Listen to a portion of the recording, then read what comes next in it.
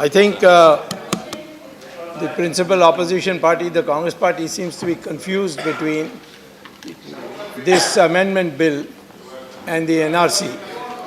And most of them have argued against the NRC. And those few who have argued against this amendment bill have, in fact, misled the House in some ways. Mr. Sibal was here, and he said that the Citizenship Act has no reference whatsoever to religious persecution. But he ought to know that in the Constitution, there is Article 11 which says, Parliament to regulate the right of citizenship by law. Nothing in the foregoing provisions of this part shall derogate from the power of Parliament to make any provisions with respect to the acquisition and termination of citizenship and all other matters relating to citizenship. The bill, in fact, on Clause 2 says, in the Citizenship Act 1955, Section 2, the following provision shall be inserted.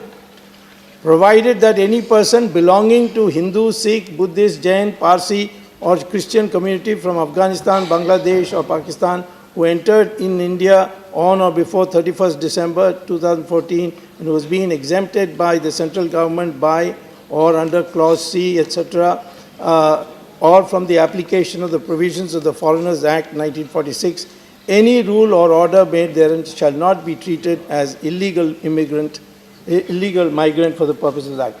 So the whole amendment that has been brought is to bring this consideration that a fairly large number of people are running away from Pakistan, and they are the Hindus, the Sikhs, the Buddhists, and the Christians and the Parsis. Not only Hindus and associated the Indic religions of Buddhist, Sikh, but also those who are not of the Hindu faith, namely Christian and Parsis. Zoroastrian, this would be the correct word. Now, that has been brought in as an amendment. And the reason why is that if you look at the percentage of population of Hindus, Sikhs, Buddhists, Christians and Parsis in the 1952 figures of Pakistan, and today there's been a very sharp decline in all these various religious groups. And that has been, we have seen newspaper items of great deal of genocidal action in Pakistan against these people. Same thing in Bangladesh. There are daily occurrences against the Hindus there. And Afghanistan, one need hardly say what the Taliban has been doing. So this act is most appropriate, and the Home Minister deserves congratulations for bringing it after years and years of recognition of this problem. Now, in 1947, November 25th, the Congress Working Committee met and passed a resolution urging citizenship for the refugees of Pakistan, and said, to quote, the Congress is bound to afford full protection for all those non-Muslims from Pakistan who have crossed the border and come over to India or may do so to save their life and honor.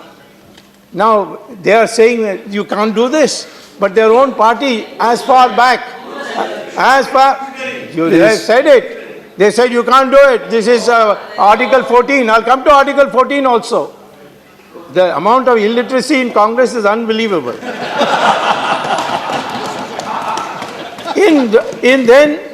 In Rajya Sabha, Manmohan Singh, it was read out what he said. And I just remind you, he said, minorities in countries like Bangladesh have faced persecution. It's our moral obligation that if the circumstances force people, these unfortunate people, to seek refuge in our country, our approach to granting citizenship to these unfortunate persons should be more liberal. This is Dr. Manmohan Singh. He was here in the morning. Then when somebody read this out, after that he has gone, he's not come back. I hope they didn't send him away. Then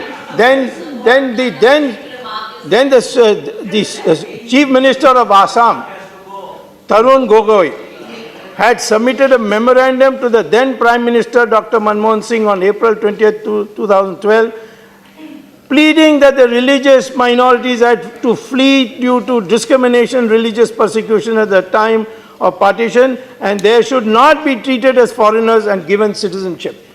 And later on in the Guwahati High Court, he filed an affidavit and said that this is something our government would like to do. We have approached the central government.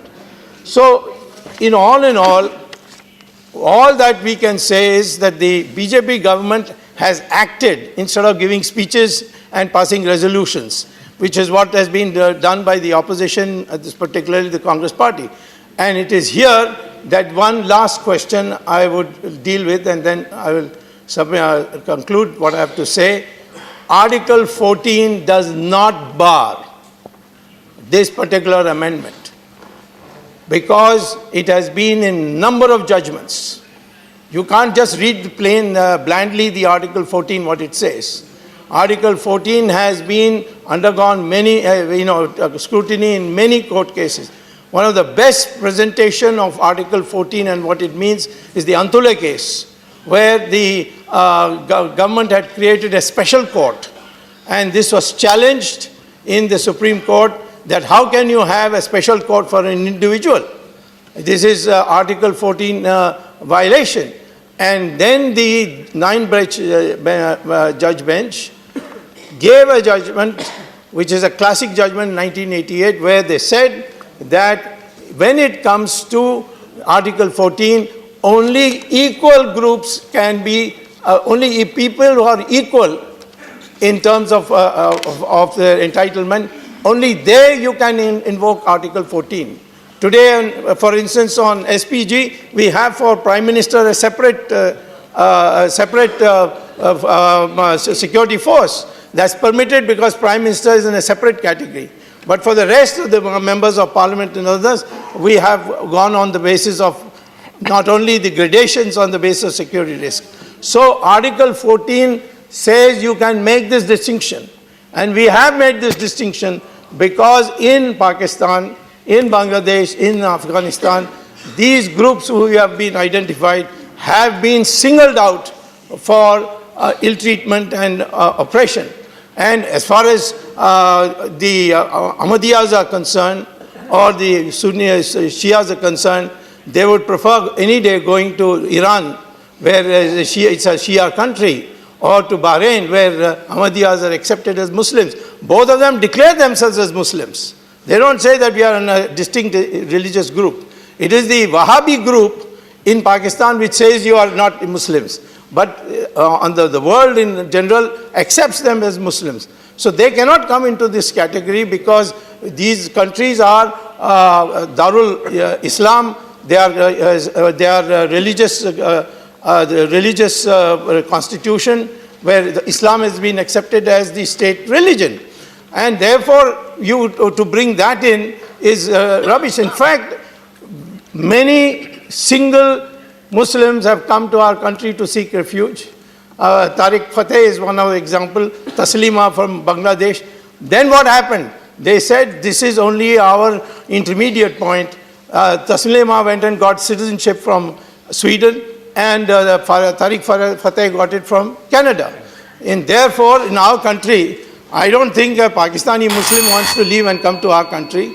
And therefore, there's no need for making us include them also in this bogus concept of Article 14 being equality for all. So finally, I'll say that Sri Lanka Tamils, they did not come to our country because of religious persecution.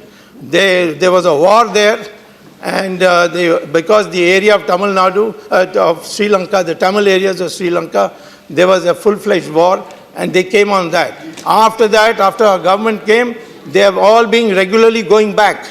The government of India has built houses for them, and now it is dwindled from 1 crore to something like 15,000. And in another 6 months, there will be no. And all this business of genocide and all, these are all LTT propaganda. Our parliament cannot be used for LTT propaganda. And therefore, I would say that this bill is this Nothing bill is is going on record. something we Conclude. need to protect ourselves. Thank you. Thank you.